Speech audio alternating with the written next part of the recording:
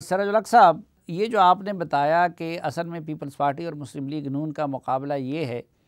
کہ وہ اسٹیبلشمنٹ کی جو دودھ کی بوتل ہے وہ عمران خان سے چھین کے خود اس سے استفادہ کرنا چاہتے ہیں۔ تو ایک تو یہ ہے کہ آئی جی آئی کی صورت میں جماعت اسلامی بھی اس بوتل سے استفادہ کر چکی ہے، کافی عرصے تک وہ دودھ پی چکی ہے۔ تو کیا یہ ایسا نہیں ہے کہ اپوزیشن میں دڑار ڈال کے آپ الگ ایک ان کی مسجد بنا کے اور وہ والے الگ، تو اس وقت بھی ایک لحاظ سے آپ اسٹیبلشمنٹ کا یا عمران خان صاحب کا کام آسان نہیں کر رہے ہیں؟ دیکھیں، ایک تو پی ڈی ایم کے تعمیر سے پہلے یہ بلاول صاحب نے اعلان فرمایا تھا کہ اسلام ایک انفرادی فعل اور انفرادی ایجنڈا ہے، اس کو سیاست کا حصہ نہیں ہونا چاہیے، جبکہ میں اس کو اہم نقطہ سمجھتا ہوں۔ ٹھیک ہے، باقی جماعتوں نے اس پر اتفاق کیا، اور یہی وجہ ہے کہ ان کی کسی بھی جلسے میں اسلامی نظام کا، نظام مصطفیٰ کا، شریعت کا، تحفظ ناموس رسالت کی بات نہیں ہے، سود کے خاتمے کی بات نہیں ہے۔ ان کا اپنا ایک وہ ایجنڈا ہے جو نہیں مولانا فضل الرحمان صاحب تو کرتے ہیں، مولانا فضل الرحمان یہی باتیں کرتے ہیں۔ میں سلیم بھائی، جی، یہ جو آپ کے پرانے اپنے کالم ہے جو کتاب کی صورت میں موجود ہے، اگر اس سے عمران خان یا پی ٹی آئی کی حکومت کو ایک طرف رکھا جائے، بین یہی کالم آپ کے پہلے بھی تھے جو نواز شریف صاحب کے دور میں تھے یا اس سے پہلے کے دور میں تھے، تو نظام وہی ہے، صرف چہرے تبدیل ہو گئے ہیں۔ اس لیے ہم چہروں کی تبدیلی، فرد کی تبدیلی کی بجائے ہم اسلامی نظام کے علمبردار ہیں، ہم نظریاتی لوگ ہیں، ہم نظریہ پاکستان کے پاسبان، ترجمان، علمبردار ہے، اور ہم یہی سمجھتے ہیں کہ پاکستان، دیکھیے ہمارے بزرگوں نے جدوجہد کے انگریزوں کو نکالا، تو انگریزوں کو اس لیے تو نہیں نکالا نا کہ ان کا نظام اسی طرح جو کی تو رہیں۔ اگر آپ نے اس کے نظام کو ختم نہیں کرنا تھا تو انگریز کو کیوں نکالا؟ یہ اس لیے کروڑوں لوگوں نے جدوجہد اور لاکھوں لوگوں نے جانوں کی قربانی دی کہ وہ ایک اسلامی پاکستان، ایک فلاحی پاکستان چاہتے تھے۔ ان حکمرانوں نے آج کا ہے یا کل کا ہے،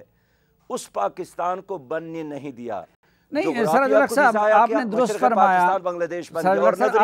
آپ نے درست فرمایا کہ بیان نواز شریف کی حکومت کے خلاف میرے کالموں کا جو انبار ہے وہ پی ٹی آئی کی حکومت سے بہت بھاری ہے، اور ان پہ بھی ہمیں اسی طرح کے اعتراضات ہوتے تھے۔ لیکن ایک تو یہ ہے کہ جماعت اسلامی ماضی میں اس مسلم لیگ نون کا بھی اتحادی رہی ہے، اور پچھلے 5 سالوں میں پی ٹی آئی کی بھی اتحادی رہی ہے، اور مولانا فضل الرحمان کی بھی اتحادی رہی ہے۔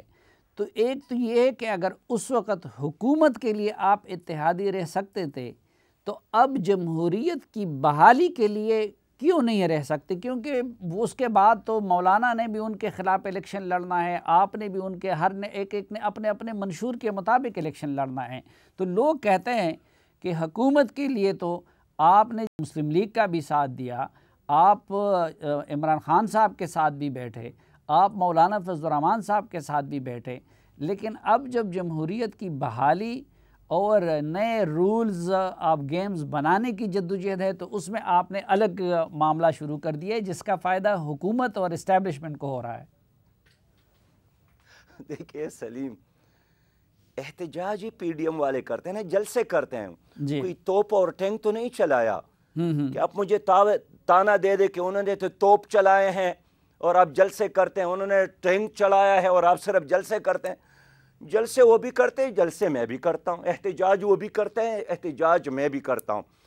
جہاں تک رہی نا ماضی میں، تو ہم نے بہت قریب سے ان تمام لوگوں کو دیکھا ہے۔ میں فرد کی بات نہیں کرتا ہوں، میں مسلم لیگ کی حکومت، طرز حکمرانی، اس کے نظام کی بات کرتا ہوں، پیپل پارٹی کے طرز حکمرانی کی بات کرتا ہوں۔ لہٰذا ماضی سے ہم نے ایک سبق حاصل کیا ہے، اور ہم یہی چاہتے ہیں کہ اب پاکستانی عوام کو ایک آپشن ملنا چاہیے، اور یہ نہیں ہونا چاہیے کہ ایک آدمی بارش کے پانی سے بچنا چاہتا تھا اور پرنالے کے نیچے، اب تو یہی ہوتا ہے کہ لوگ بارش سے بھاگنا چاہتے تھے اور پرنالے کے نیچے آ گئے، تو اب دوبارہ بارش میں جانا چاہتے۔ اس لیے ایک چھتری موجود ہے، ایک سائبان موجود ہے، اور وہ ہے اس ملک میں اسلامی نظام کا نفاذ۔ اور وہ تبھی کر سکتے ہیں کہ اسی جھنڈے پر لوگ متحرک ہو۔ باقی رہی جمہوریت کی بات، بہت پیاری بات آپ کرتے ہیں کہ جمہوریت کے لیے پہلا سوال تو یہی ہے کہ جو لوگ جمہوریت کی بات کرتے ہیں کہ ان کے اپنی جماعتوں کے اندر گزشتہ 50-60 سالوں سے جب یہ جماعت بنی ہے ان کے اندر کوئی جمہوریت ہے؟ ان کے اندر کوئی کارکن کو، غریب کارکن کو، آپ جیسے کارکن، مجھ جیسے عام کارکن کو آگے آنے کا موقع ملتا ہے؟ یہ تو میں سلام اور 100 بار سلام پیش کرتا ہوں جماعت اسلامی کو اور سید مودودی رحمۃ اللہ علیہ کو کہ انہوں نے ایک ایسا طریقہ بنایا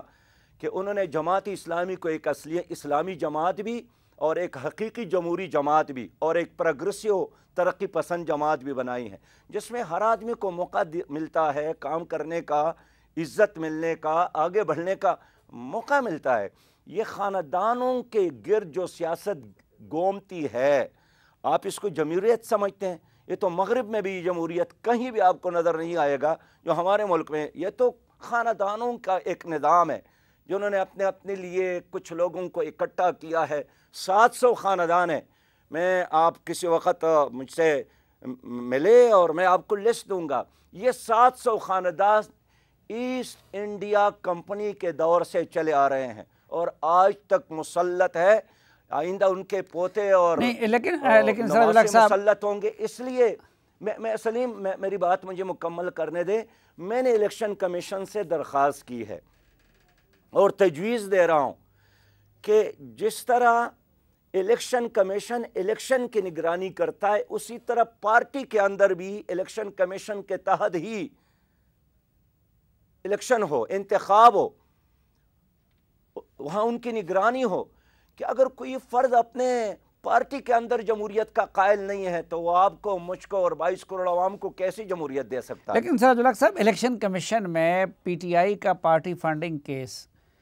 کئی سالوں سے پڑا ہوا تھا، آپ اس میں تو فریق نہیں بنے، لیکن نواز شریف کے خلاف پاناما کے معاملے پہ سپریم کورٹ میں گئے۔ آپ نے اس وقت یہ نہیں دیکھا کہ اس کا فائدہ عمران خان کو ہوگا یا نہیں ہوگا، لیکن آپ ایک میرٹ پہ جا رہے تھے۔ لیکن اب آپ یہ کہہ رہے ہیں کہ میں اپوزیشن کا ساتھ اس لیے نہیں دینا چاہتا کہ اس کا فائدہ نواز شریف یا زرداری کو ہوگا۔ تو اس وقت جو پیپلز پارٹی کی پسٹل ہے، مسلم لیگ نون کی بندوق ہے اور مولانا فضل الرحمان صاحب کی توپ ہے، تو اس توپ کے ساتھ اگر سراج الحق صاحب کا توپ مل جائے تو ملک کے لیے نتیجہ جلدی نہیں نکل سکتا؟ سلیم بھائی، پہلی بات تو یہی ہے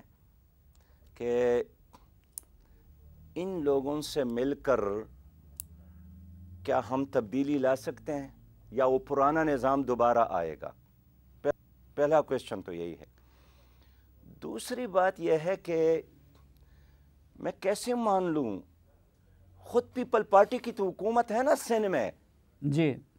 اگر اس کے ساتھ کوئی ایجنڈا ہے، کوئی پروگرام ہے، تو کوئی ویژن ہے، تو 70 سالوں سے 1970 سے تو سندھ میں پیپل پارٹی کی حکومت ہے نا۔ مجھے بتائیں نا کہ یار ہم نے سکر کو تبدیل کیا، ہم شکارپور کو ہم نے تبدیل کیا، لڑکانہ کو تبدیل کیا، حیدرآباد کو تبدیل کیا، ٹنڈو جام کو تبدیل کیا، کون سی کراچی کو تبدیل کیا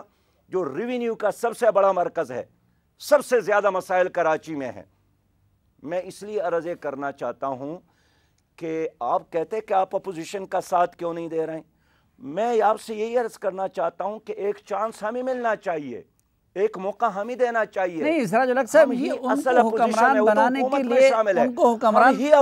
سلیم بھائی میری بات ریکارڈ کر لے کہ ہم ہی اصل اپوزیشن ہے، وہ تو حکومت میں ہے سندھ میں۔ نہیں، میں نے ریکارڈ کر لیا، لیکن آزاد کشمیر میں ان کی حکومت ہے۔ لیکن یہ جو تحریک ہے یہ اس کے لیے نہیں ہے زرداری کو حکومت دلوائی جائے یا مسلم لیگ نون کو۔ الیکشن میں سندھ کے اندر مولانا فضل الرحمان زرداری کے خلاف لڑیں گے،